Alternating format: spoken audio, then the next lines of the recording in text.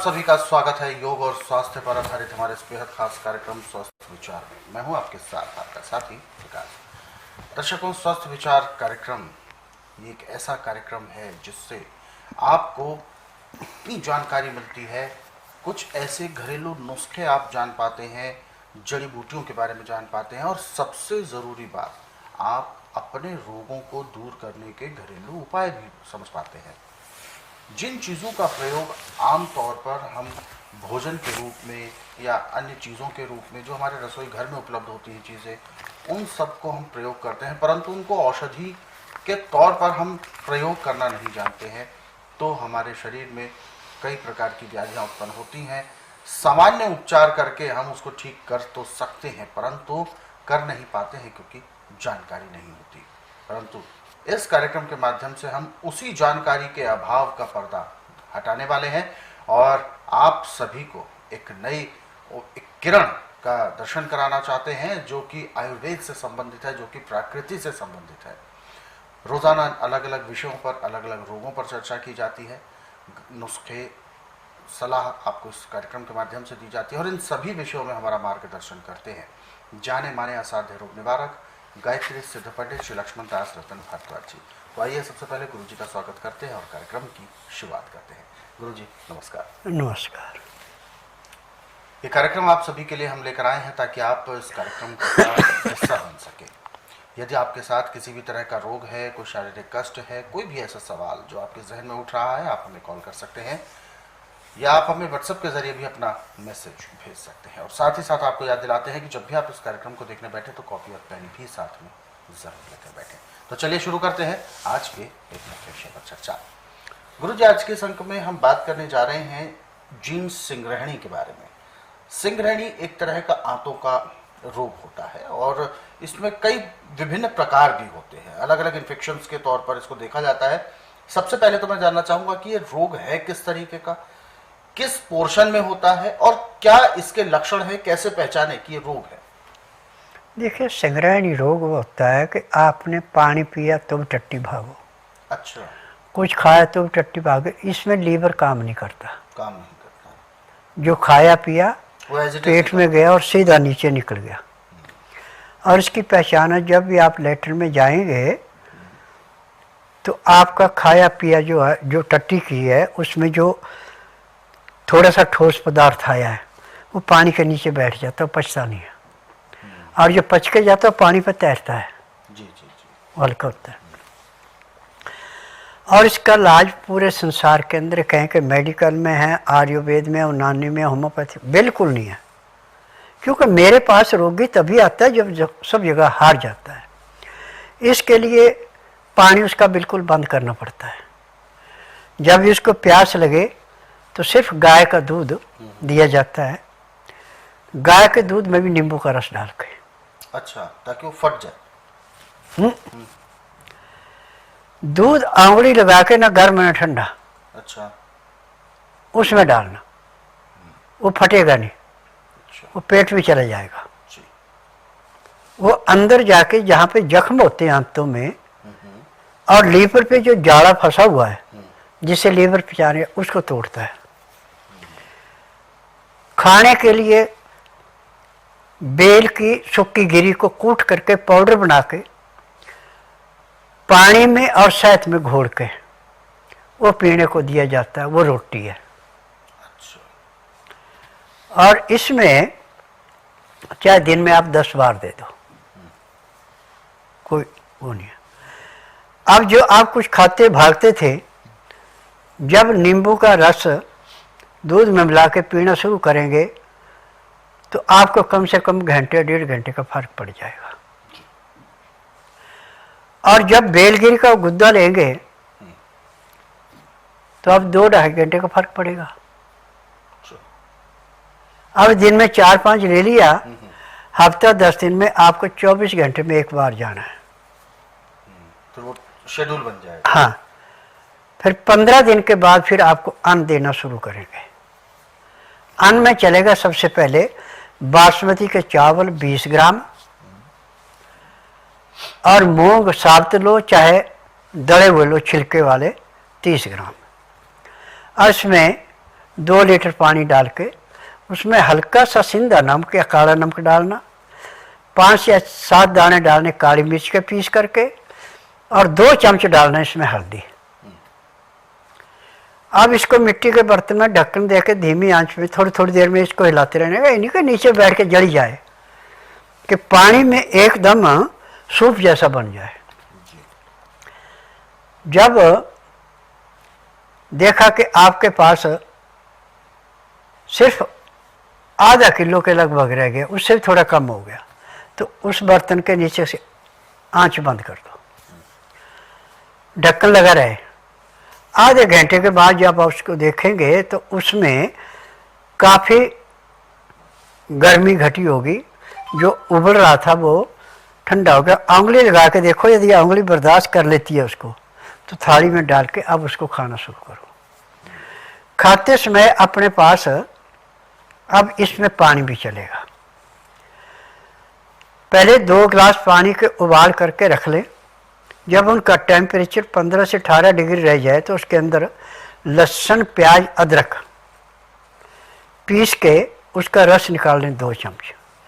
1-1 चम्मच दोनों गिलासों में मिला के ढक के रख दें।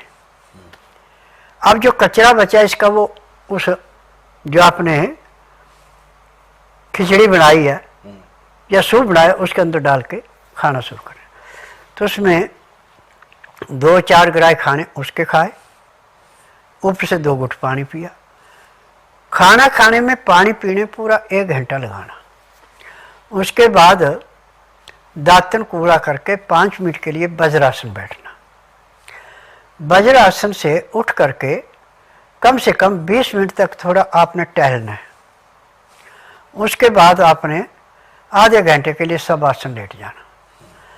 5 मिनट के लिए बाईं साइड करवट लेनी, 3 मिनट के लिए दाईं साइड करवट लेनी, फिर सब आसन लेट के बाईं साइड को करवट लेके उठें। अब आपके शरीर में इतना हल्कापन आएगा जैसे आप 8 घंटे की निंद्रा पूरी करके उठे। अब उसके बाद दिन का टाइम है, यदि आपका कुछ काम करने को मन करता तो काम कर सकते हैं, उसमें कोई मनाही नहीं काम करने में। परंतु पानी आपने जब भी पीना तो लहसुन, प्याज, अदरक का रस मिला के पीना, ऐसे पानी नहीं पीना। रस निकालने में आपको आलस है तो आप लहसुन, प्याज, अदरक सलाद के रूप में बना के उसको खाते जाएं, मुंह में डाल के पानी भर के चबाते जाएं, पानी पीते जाएं।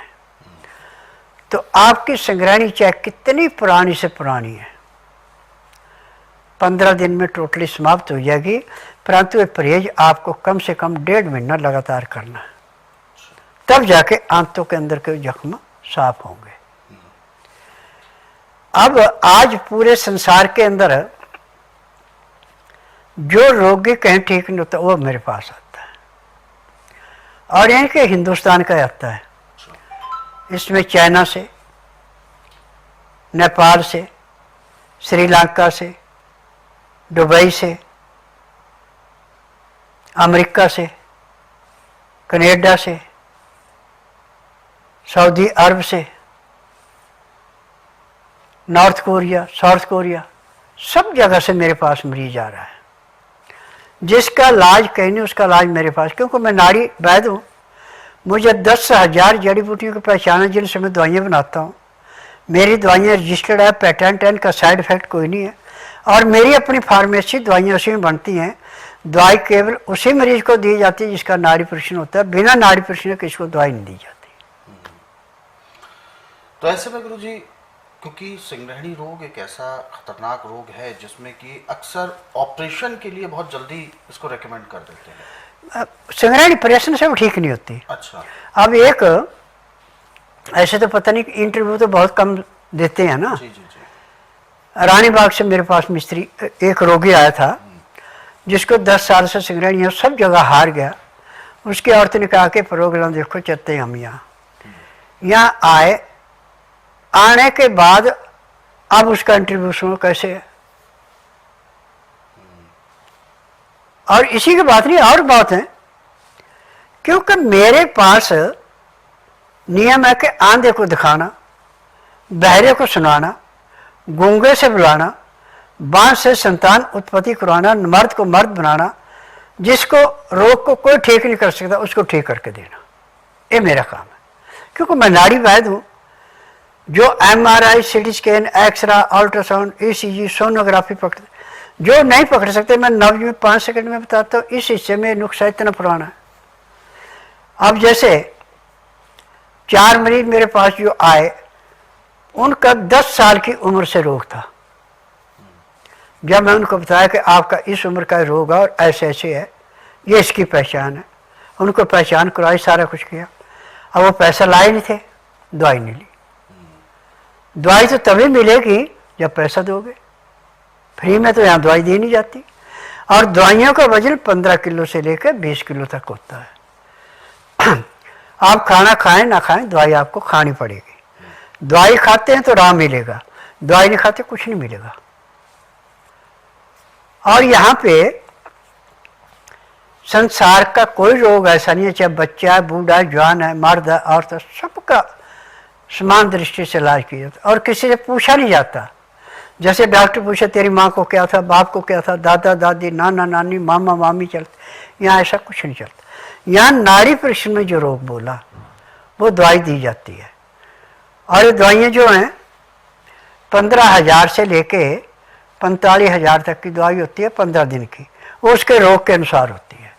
परंतु जिस दिन रोगी आता है उसी दिन उसको 20% आराम तो परमानेंट मिल जाता है। बिल्कुल। तो ये सभी जो चीज़ें हैं, ये जो उपचार के बेनिफिट्स हैं, फायदे हैं, ये सब तभी संभव है जब हम इसका प्रयोग दैनिक अपने जीवन में करेंगे। हमें पता हो कैसे करना है, सारी सावधानियां हमें रखनी है, नियम परहेज पालन करने हैं, तो तभी हम ये सारी जो सेहत के जो लाभ है हम तभी उठा सकते हैं। रोग को अपने शरीर में जितना भी समय आप रखेंगे, यानी रोग को पनपने देंगे, उतना ही रोग 10 गुना बढ़ता जाएगा समय के मुताबिक। लेकिन इसीलिए कहते हैं, इस कार्यक्रम के माध्यम से गुरु जी का स्पष्ट एक संदेश है कि रोग चाहे कैसा भी है, शुरुआत में वो आपके मुट्ठी में होता है और आप उसे चाहे तो खत्म कर सकते हैं और चाहे तो प्रबल कर सकते हैं। प्रबल करने के लिए कुछ खास नहीं करना है, ये समझें कि कुछ करना ही नहीं है। और यदि खत्म करना है तो केवल छोटी छोटी सावधानियां रखनी है, नियम परहेज पालन करने हैं और जो ये घरेलू नुस्खे आपको बताए हैं इनका प्रयोग करना है। आप देखेंगे कि बहुत जल्द आप अपने रोग को जड़ से समाप्त कर चुके होंगे। ऐसे बहुत सारे नुस्खे हैं, बहुत सारे उपचार हैं। यदि आप इनको पढ़ना चाहते हैं, समझना चाहते हैं, तो स्वस्थ विचार पुस्तकों के जरिए पढ़ सकते हैं। इन पुस्तकों को गुरुजी ने कई वर्षों के अध्ययन और अनुभव के बाद तैयार किया है।